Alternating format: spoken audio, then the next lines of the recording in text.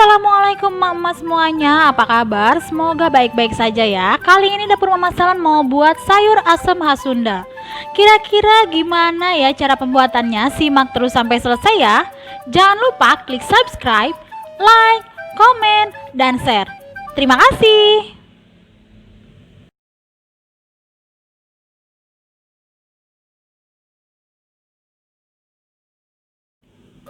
Nah, di sini mau udah siapin ada kacang panjang, kemudian daun melinjo, jagung, asam.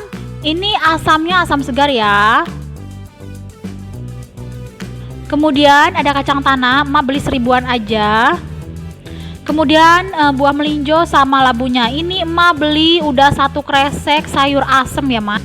Untuk bumbunya di sini ada cabai keriting 4, cabai rawitnya 2, kemudian bawang merah, bawang putihnya, kemudian 1 buah gula merah, kemiri sama terasi. Nah, ini emak ulek dulu ya. Nah, bumbu halusnya sudah jadi seperti ini. Siapkan panci sama airnya sudah mendidih. Masukkan aja untuk sayur-sayurannya semuanya ya, Ma.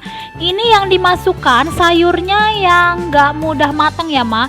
Untuk daun melinjonya terakhir aja, karena daun melinjo itu cepat mateng.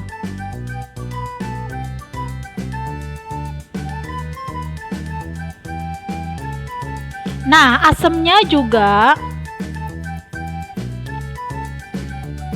direbus terus sampai matang ya, Ma, tapi jangan sampai coklat. Nah, masukin bumbu halusnya. Biasanya ada juga yang sayur asem yang sampai coklat gitu, sampai sayur-sayurnya, tapi emak di sini nggak sampai coklat ya, Ma. Masih ijo-ijo. Jadi kelihatannya masih segar.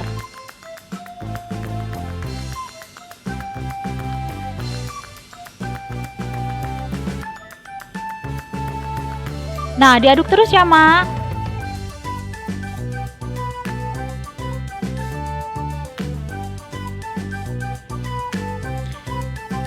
Terakhir masukkan daun melinjonya.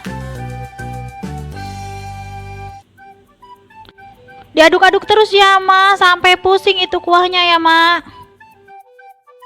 Masukkan garam. Garamnya nanti disesuaikan aja ya, jangan lupa tes rasa dulu, Mak. Kalau mau lebih gurih, masukkan penyedap rasa aja, tapi jangan kebanyakan ya, Mak. Nah, ini sudah jadi, segini aja, udah kelihatan enak, masih hijau, tapi matang ya, Mak. Tuh, lihat penampakannya.